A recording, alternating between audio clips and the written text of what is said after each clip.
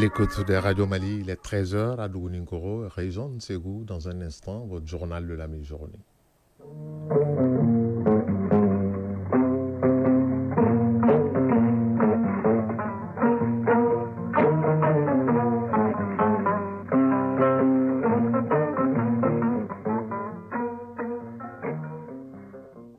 Le journal Ousmane Daou. Mesdames et messieurs, bonjour. À la une de ce 13h, face au drame sur les sites d'orpaillage, le gouvernement prend le taureau par les cornes. Dans les cercles de Kangaba et Kenyeba, des têtes sont tombées, des permis d'exploitation suspendus car le gouvernement veut arrêter de compter les morts sur les sites d'orpaillage. Pendant ce temps, les secrétaires généraux des départements ministériels et les membres du cabinet du Premier ministre sont à l'école de l'Agence de gestion des technologies de l'information et de la communication. Ils se familiarisent avec le système intégré de gestion de l'action gouvernementale pour mener à bien leur mission. Et puis l'élan de solidarité du président de la transition, le général d'armée Assimi Goïta, ouvre son cœur davantage et se transporte à l'université des Kabbalah. Dans le cadre de la deuxième édition de Sunkalo Solidarité, les étudiants vont passer un bon moment de partage grâce au président de la transition. Hors du Mali, en Guinée-Conakry, le Premier ministre annonce le retour à l'ordre constitutionnel courant 2025. En visitant Côte d'Ivoire, le président ghanéen et ivoirien demande aux pays de la Confédération AES de revoir leur position par rapport à la CEDEAO. Au Vatican, la santé du pape François est stable ce jeudi, deuxième jour de carême après des hauts et des bas depuis quelques jours. En sport, fin de la phase allée du championnat national de football Ligue 1 avec 91 rencontres disputées, 189 buts ont été inscrits. Les attaquants ont pris le dessus sur les défenseurs. Et puis en Europe, fin hier de la phase allée des huitièmes de finale de la Coupe aux Grandes Oreilles avec le braquage de Liverpool contre le Paris Saint-Germain au Parc des Princes. Et dans le choc entre Allemands, le Bayern de Munich sort son muscle face au Bayer Leverkusen, corrigé 3-0 dans la chronique judiciaire. De ce jeudi, Garibou Pérou nous ouvrira les portes du service administratif de la Cour suprême du Mali, de la section administrative de la Cour suprême du Mali. Voilà pour le sommaire, dans un instant les détails. Jeudi 6 mars 2025, mesdames et messieurs, bonjour. Merci d'avoir choisi Radio Mali pour vous informer. Bienvenue. Abrogation des actes de nomination des responsables administratifs, relecture de certains textes juridiques, suspension par les responsables des collectivités territoriales du permis d'exploitation des mines artisanales octroyées à des personnes de nationalité étrangère, dissolution en vue du conseil municipal de Dabia. Le gouvernement prend des mesures fortes pour éviter des drames sur les sites d'orpaillage. Ces mesures, prises en conseil des ministres hier, font suite aux drames survenus dans les cercles de Kangaba et de Kenyeba et ont été annoncés et commentés au cours d'un point de presse juste après le conseil des ministres par le ministre de la Sécurité et de la Protection civile et celui de l'Environnement, de l'Assainissement et du Développement durable en présence du chef du département en charge de la communication. Point de presse suivi par Yaya Konati. Kokoyo, cercle de Kangaba et Bilali Koto, cercle de Kenyeba, deux sites qui évoquent désormais dans la conscience collective deux drames liés à l'exploitation artisanale de l'or au Mali. Deux drames de trop pour les autorités de la transition qui décident d'agir pour protéger les populations mais aussi l'environnement. Général de division Daoud Ali Mohamedine, ministre de la Sécurité et de la Protection civile. Le chef de l'État a instruit le gouvernement de renforcer les mesures pour éviter les drames humains et environnementaux dans notre pays. Son Excellence le Président Goïta a en outre pris les mesures suivantes. L'abrogation des actes de nomination des responsables administratifs directement impliqués dans la surveillance des 10 incidents, préfets, sous-préfets, responsables des forces de sécurité, police, gendarmerie, garde, services locaux des eaux et forêts, services d'assainissement et du contrôle des pollutions et des nuisances, service subrégional de la géologie et des mines. La relecture de certains textes juridiques pour, entre autres, mettre fin à la transaction dans le domaine environnemental, faciliter la récupération des équipements impliqués dans l'orpaillage, puis les réaffecter dans le patrimoine de l'État.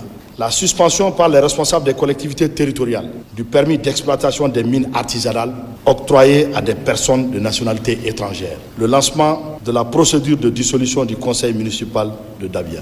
Parmi les mesures citées, on note les dispositions en vue pour mettre fin à la transaction dans le domaine environnemental. Cette disposition qui permettait aux exploitants illégaux de rentrer en possession de leur matériel après le paiement d'une certaine somme. Doumbia Mariam Tangara, ministre de l'Environnement, de l'Assainissement et du Développement durable. Avant, on constatait que quand il y a des engins qui sont saisis, on transige, ensuite on remet ces mêmes engins aux différents propriétaires. Et ils reviennent encore pour répéter les mêmes faits.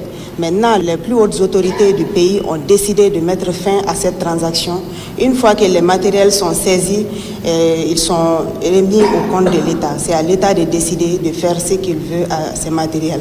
Le ministre en charge de la sécurité de se réjouir de cette disposition qui met désormais les forces de défense et de sécurité dans leur rôle et renforce l'autorité de l'État dans le contrôle et la surveillance des sites miniers. Général de division Daoud Ali Mohamedine. Aujourd'hui, nous devons renforcer l'autorité de l'État dans le cadre de la gestion et surtout de la surveillance de l'exploitation des ressources minières dans notre pays. Nous ne devons plus être là à venir assister, à venir compter nos morts, présenter les condoléances et retourner. Aujourd'hui, nous devons prendre des mesures fortes pour que nos populations soient protégées à tous les niveaux. Il ne faut pas que pour des intérêts de certaines personnes, de certaines sociétés, nous assistons à des drames. Donc ces mesures visent vraiment à renforcer davantage l'autorité de l'État et à aussi couvrir nos concitoyens, à les protéger.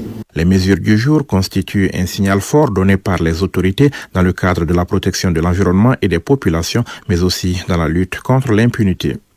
La sensibilisation a montré ses limites. Maintenant, l'État sort ses muscles face au drame sur les sites d'orpaillage. Lancement à l'Agence de gestion des technologies de l'information et de la communication AGETIC d'une série de formations à l'intention des secrétaires généraux, des départements ministériels, des membres du cabinet du Premier ministre et des directeurs de cellules de planification et de statistiques des départements ministériels.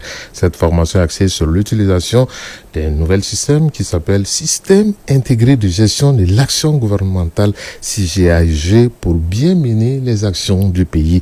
Mamari Koné et Alou Touré de la presse de la primature. C'est dans le souci de rendre plus performante l'action publique que le Premier ministre, chef du gouvernement, s'est engagé à informatiser le suivi et évaluation de la mise en œuvre du plan d'action du gouvernement 2025-2026. C'est ainsi qu'a été mis en place le système intégré de gestion de l'action gouvernementale. Ramatou Diara, chef du bureau opérationnel de suivi à la primature. Ce système intégré de suivi constitue un outil de pilotage efficace qui permettra de renforcer le suivi et évaluation de l'action gouvernementale et d'améliorer la prise de décision à temps opportun. Il permettra au gouvernement de voir les progrès réalisés dans la mise en œuvre du plan d'action du gouvernement et à travers une mesure efficace et efficiente des résultats prévus.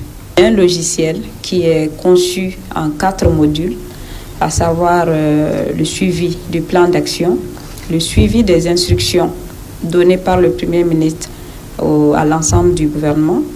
Il y a aussi les missions effectuées par les membres du gouvernement à l'extérieur du territoire national. C'est toujours dans le cadre de la rationalisation des dépenses publiques que ce suivi est fait. Le logiciel permet en outre aussi de suivre les recommandations issues de l'ensemble des rapports de vérification, que ces rapports soient de celui du bureau du vérificateur général, celui du contrôle général des services publics ou celui des inspections. Cet atelier constitue donc un préalable au déploiement du logiciel dans l'ensemble des départements ministériels.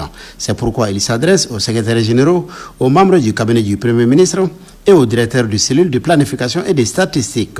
Le CISEAG est un véritable outil collaboratif. Nuhum Kamate, directeur régional adjoint de l'AGETIC. Elle est pour nous une source de motivation et d'encouragement pour relever le défi de la digitalisation de notre administration. Le système intégré de gestion de l'action gouvernementale vient s'ajouter à la longue liste des projets initiés et réalisés par l'AGETIC, parmi lesquels le réseau intranet de l'administration, la messagerie gouvernementale, la gestion du nom de domaine Internet du Mali, le guichet unique de l'administration et le système intégré de gestion du dossier judiciaire. La modernisation de l'administration malienne se poursuit de la primature, non loin du local du Premier ministre, au Centre international de conférence de Bamako, CICB. Les panels se succèdent au séminaire sur la communication gouvernementale. De grands sujets ont dominé les débats hier. Le premier sur l'évaluation de la communication gouvernementale, alors que le second, c'était sur le rôle et responsabilités des ministres et des chargés de communication des ministères. Les deux thèmes ont été développés par deux experts de la communication, suivis par Aloussine Touré. Évaluer la communication gouvernementale au Mali revient à en faire la genèse pour ensuite en relever les insuffisances et enfin proposer des pistes de solutions. Selon Abdelkader Sanankwa, nous avons connu la période de l'information à sens unique au début des indépendances avec un monopole d'État. Puis, à partir des années 90, la liberté d'expression avec l'avènement des médias privés. La notion de communication gouvernementale prendra finalement corps de 2013 à 2020. La guerre communicationnelle, notamment celle qui soutient la guerre contre le terrorisme, est celle qui a cours actuellement. Abdelkader Sanankwa, panéliste.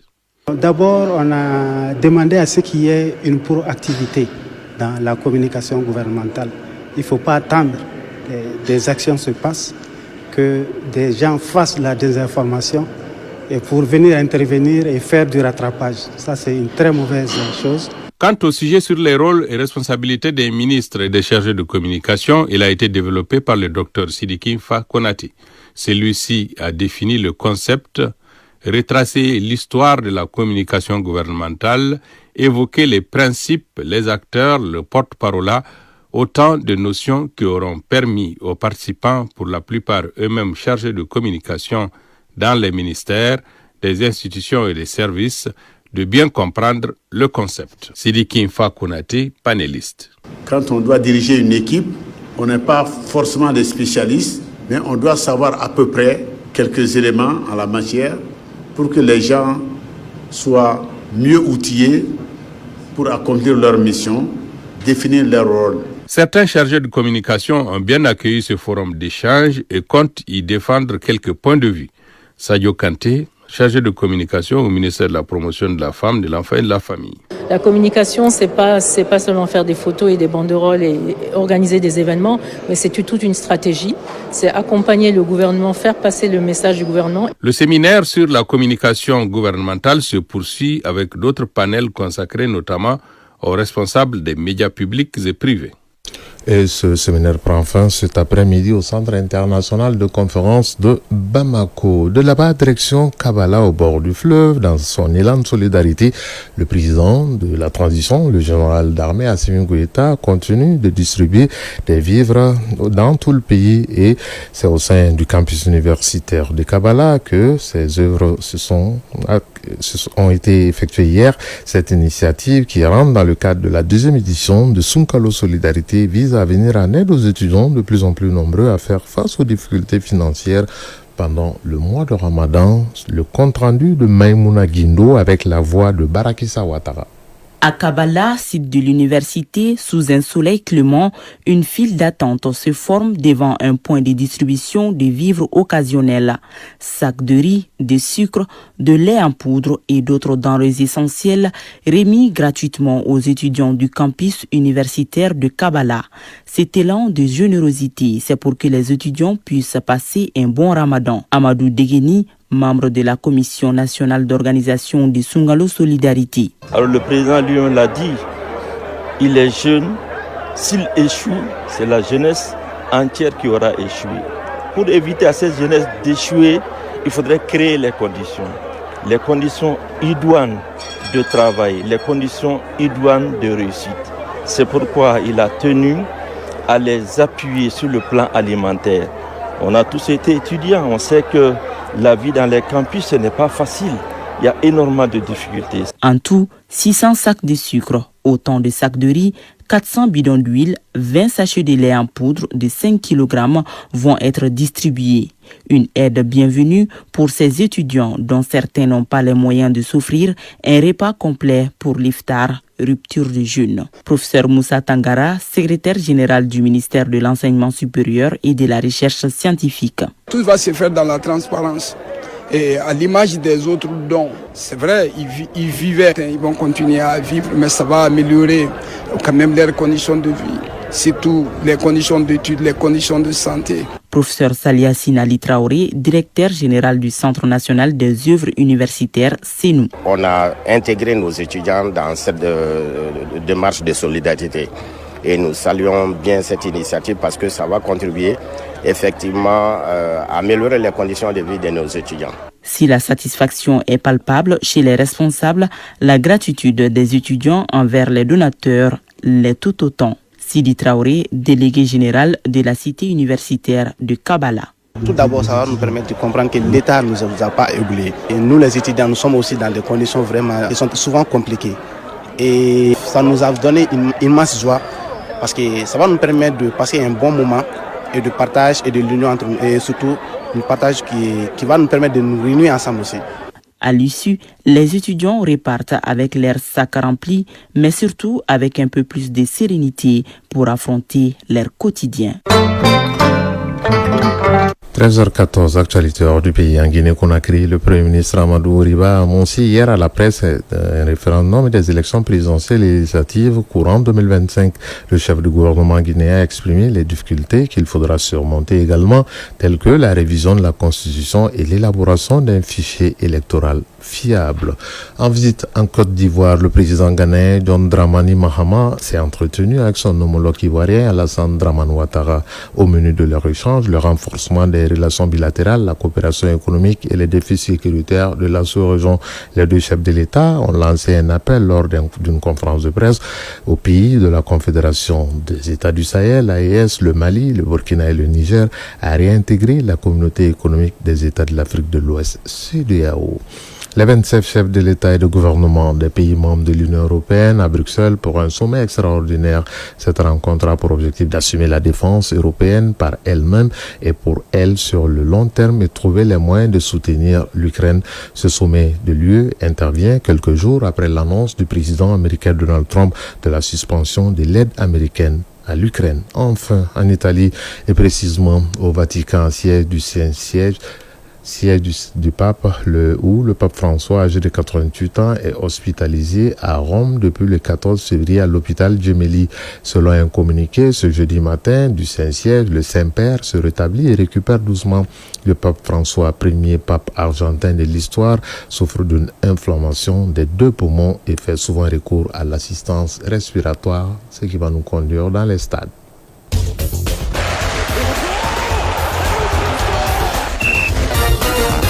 L'actualité en Europe footballistiquement, c'est la coupe aux grandes oreilles, entendez par là, la Ligue des Champions, avec la fin des 8e allées qui ont pris fin hier. Et au plan national, on parlera de la 5e journée en retard du championnat national de football féminin. Au niveau des hommes, la phase allée du championnat national a pris fin avec 91 rencontres. Le point de l'actualité sportive, c'est avec Abdul Karim Kaba.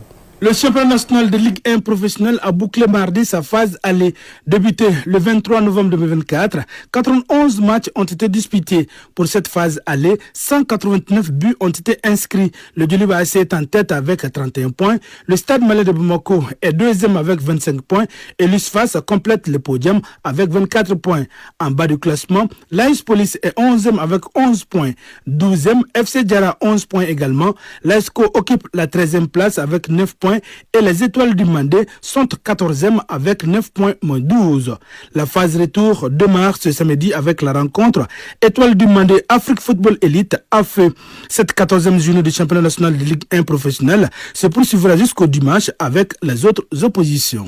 Chez les dames, championnat national de Ligue 1, au compte de la 5e journée en retard, l'USFAS a été largement battu 0-7 par les Super Lions d'Amdalaï. En Europe, Ligue des Champions, le 8e de finale aller ont pris fin hier. Feyenoord a été battu 0-2 par Inter Milan. Le duel entre les Allemands a tourné l'avantage du Bayern Munich devant le Bayern Leverkusen. Score final 3-0. Le Paris Saint-Germain a été battu à domicile 0-1 par Liverpool. Le FC Barcelone en déplacement gagne par 1-0 devant le Benfica Lisbonne. Déjà mardi, les Real Madrid et Arsenal se sont imposés respectivement face à Atlético Madrid 2-1 et PSV Eindhoven 7-1. Les 8e de finale retour sont prévus pour la semaine prochaine. Chronique judiciaire. Et au Mali, le pouvoir judiciaire est exercé par la Cour suprême et les autres cours et tribunaux. La Cour suprême contrôle la légalité des décisions, juge les décisions qui lui sont déférées. Elle comprend une section judiciaire, une section administrative et une section des comptes. Le numéro de la chronique judiciaire de ce jeudi s'intéresse à la section administrative de la Cour suprême. Comment la section administrative est-elle organisée? Quelles sont ses attributions et les différents types de recours? Découvrons la section administrative de la Cour suprême avec Garibou Pérou. Une des trois sections qui composent la Cour suprême, nous avons la section administrative. Elle constitue la plus haute juridiction en matière administrative dans l'organisation juridictionnelle. Animée par les magistrats, la section administrative de la Cour suprême est structurée autour de 5 chambres et d'un service du greffe. Souri Diakité, premier rapporteur public de la section administrative de la Cour suprême. Les 5 chambres qui composent la section administrative sont essentiellement la chambre d'annulation, la chambre des contrats administratifs, la chambre des marchés publics, la chambre du contentieux fiscal et la chambre du contentieux électoral. Et enfin, il y a le service du greffe, qui est composé effectivement du greffe de la section, qui travaille en synergie avec le greffe central de la Cour suprême. L'opposition, la tierce opposition, la révision, la rectification et l'interprétation sont quelques voies de recours. Voies de recours contre les décisions rendues par la section administrative de la Cour suprême. Souri Diakité, premier rapporteur public. L'opposition, c'est lorsque une partie au procès, pour des raisons légitimes, n'a pas pu participer au procès, soit par exemple la citation ne lui a pas été remise à personne, ou alors, pour d'autres raisons, elle n'a pas pu légitimement participer au procès, peut introduire un recours en opposition contre l'arrêt rendu pour que la Cour reprenne le procès. Il y a la tierce opposition également, notamment l'article 253 de la loi organique qui régit la Cour suprême. Cet article prévoit que toute personne qui n'a pas été appelé ni représenté à une instance ayant abouti à l'arrêt et admis à faire tierce opposition. Il y a le recours en révision est prévu par l'article 254 de cette même loi organique qui régit la Cour suprême. Et enfin, il y a le recours en interprétation, il y a le recours en rectification aussi. Le recours en rectification, c'est lorsqu'il y a eu une erreur dans les motifs de l'arrêt rendu ou dans le dispositif de l'arrêt rendu ou dans les visas. Et le recours en interprétation, c'est lorsque, bien entendu, une décision administrative ou alors l'arrêt rendu par la Cour elle-même paraît ambigu aux yeux du requérant. La section administrative a les rapports fonctionnels avec les autres sections de la Cour suprême. Dans l'hypothèse où la Cour décide de casser l'arrêt rendu par la Cour administrative d'appel et de ne pas renvoyer, en ce moment, la Cour prend les choses en main, en ne plus renvoyer l'affaire devant une quelconque Cour administrative, mais de décider à son propre niveau. Cela est tout à fait une situation spécifique, parce que la norme des choses, c'est que la Cour doit casser et renvoyer à la Cour administrative d'appel. Parce que tout simplement, ici, à la section administrative comme à la section judiciaire, la juridiction de cassation est une juridiction qui juge en droit. Et quand les juges du fond défèrent leur dossier à notre niveau ici, à nous de juger sur le droit. Est-ce que la Cour administrative d'appel a effectivement dit le droit ou pas? On ne revient pas sur les faits. Les types de recours possibles sont les recours en annulation pour excès de pouvoir, les recours de plein contentieux ou recours de pleine juridiction et les recours contre les résultats des élections des collectivités territoriales. La section administrative de la Cour suprême est animée pour la manifestation de la vérité et l'égalité de justice selon les dispositions nationales. En ce 6e jour du Ramadan 2025, à 13h passées de 23 minutes, à Samé Gare et Jonka, également à Dramane, tout comme à Logo Kakoulou, ce journal prend fin. Il vous a été présenté par Ousmane Daou, mise en onde Bintou Traoré, mise en ligne Sekou Keita, réalisation Draman Sanogo, Koumba Sissako, carré vos positions d'écoute. Dans un instant, les avis communiqués en mode duo avec Adama Koulibaly et Astan Tangara. Le prochain rendez-vous pendant toute la durée du mois de Ramadan, ce sera à 20h30 et pas de 22h30. Chacun de nous ne peut être une étoile, mais tâchons de briller pour éclairer là où nous sommes. Bonne suite de Ramadan à toutes et à tous. Prions pour la paix au Mali. Au revoir.